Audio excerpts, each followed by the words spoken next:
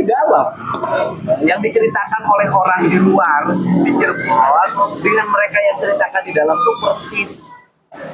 Peristiwanya bahwa pada malam minggu itu mereka berada pada kegiatan yang saya ceritakan tadi. Kemudian untuk saksi AF, AF ini kalau sama mereka itu mungkin tahu muka, tapi bisa tahu nama satu-satu. Yang pertama.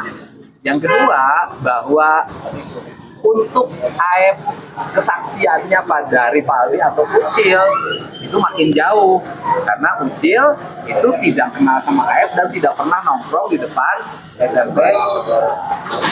Kemudian peristiwa yang menarik lainnya adalah Abdul Kahfi pada saat penangkapan tidak ditangkap, tapi hanya diberi tugas untuk naik motor, mengantar motor ke Polres. Itu cerita mereka. Nah, cerita itu saya lihat disampaikan pada wajah jujur, dan kalau saya mau ngomong nih, di antara mereka itu yang tadi saya temuin itu yang punya wajah nakal, ya nakal bukan berarti membunuh loh, yang nakal itu cuman Ucil atau Rivaldi, dan yang ngakuin kan suka berkelahi. Dan kemudian Rivaldi itu waktu itu ditangkap dalam kasus membawa senjata tajam dalam bentuk senjata tajamnya jenisnya mandau. Jenisnya mandau, bukan samurai. Gitu loh. Dan senjata mandau itu dijadikan barang bukti ya. Yang disebut dalam BAP adalah samurai. Saya nggak tahu apa kronologis kejadian yang didakwakan, tentu ada hubungannya. Karena itu sangat penting, karena mereka didakwa bersama-sama kan.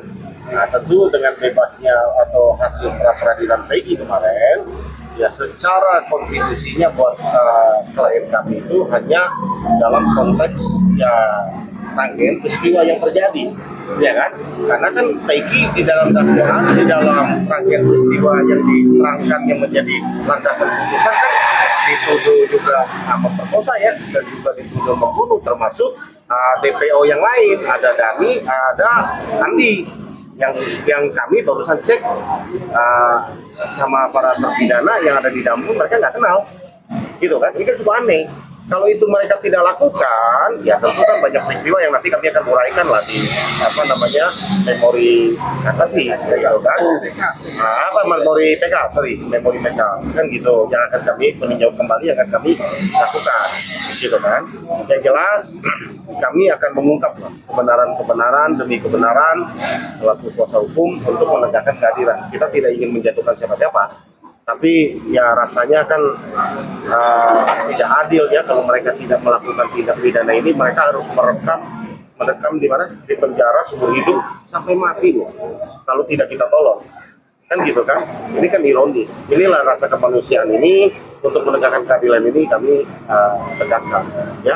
kemarin masukkan ke ruangan unit narkoba di mana Pak Rudiana di situ ada, ikut memeriksa dan ikut melakukan tindakan-tindakan yang bertentangan dengan prinsip-prinsip SOP pemeriksaan dan hak asasi manusia. Nggak usah disebutin, itu prinsip. Nah, itu yang dilakukan.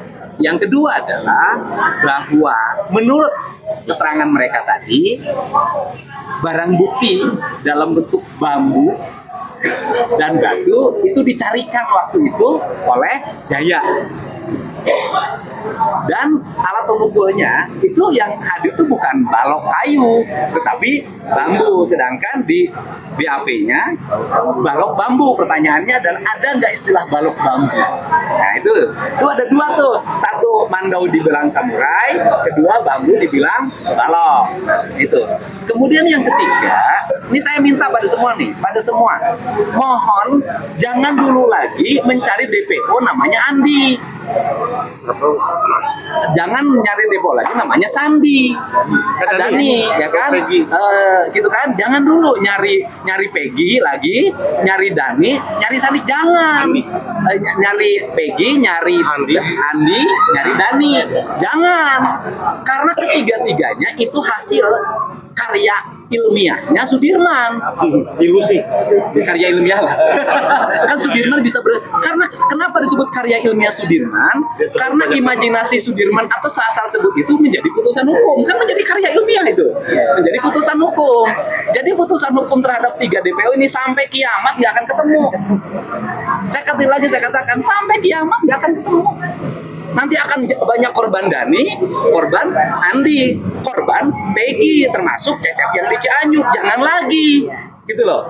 Karena itu Sudirman. Jadi Sudirman itu apa yang ada di kepalanya disebutin. Kira-kira teman kamu siapa saja? Untung Sudirman cuma sebut 3. 30, ada 30.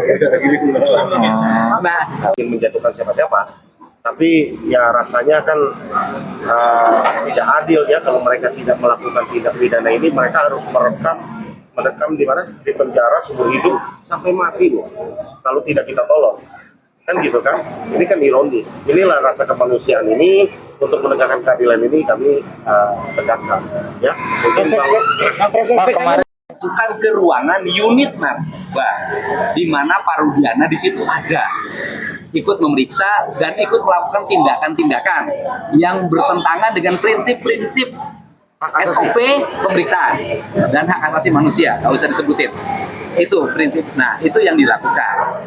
Yang kedua adalah bahwa menurut keterangan mereka tadi, barang bukti dalam bentuk bambu dan batu itu dicarikan waktu itu oleh Jaya.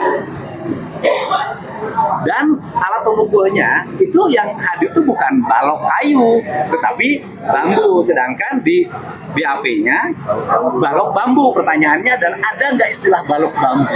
Nah itu ada 2 tuh. Satu mandau dibilang samurai, kedua bambu dibilang balok. Itu.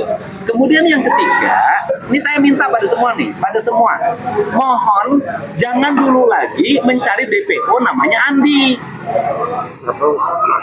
Jangan nyari depo lagi namanya Sandi, Dani, ya kan? Gitu kan? Jangan dulu nyari Peggy lagi, nyari Dani, nyari Sandi, jangan. Nyari Peggy, nyari Andi, nyari Dani, jangan. Karena ketiga-tiganya itu hasil karya ilmiahnya Sudirman. ilusi. Karya ilmiah lah. Kan Sudirman bisa karena kenapa disebut karya ilmiah Sudirman? Karena imajinasi Sudirman atau asal sebut itu menjadi putusan hukum. Kan menjadi karya ilmiah itu. Menjadi putusan hukum. Jadi putusan hukum terhadap 3 DPO ini sampai kiamat nggak akan ketemu. Saya katakan sampai kiamat nggak akan ketemu. Nanti akan banyak korban Dani, korban Andi, korban Peggy, termasuk Cecep yang di Cianjur. Jangan lagi, gitu loh. Karena itu Sudirman. Jadi Sudirman itu apa yang ada di kepalanya disebutin. Kira-kira teman kamu siapa saja? Untung Sudirman cuma sebut 3. 30, ada 30. Nah,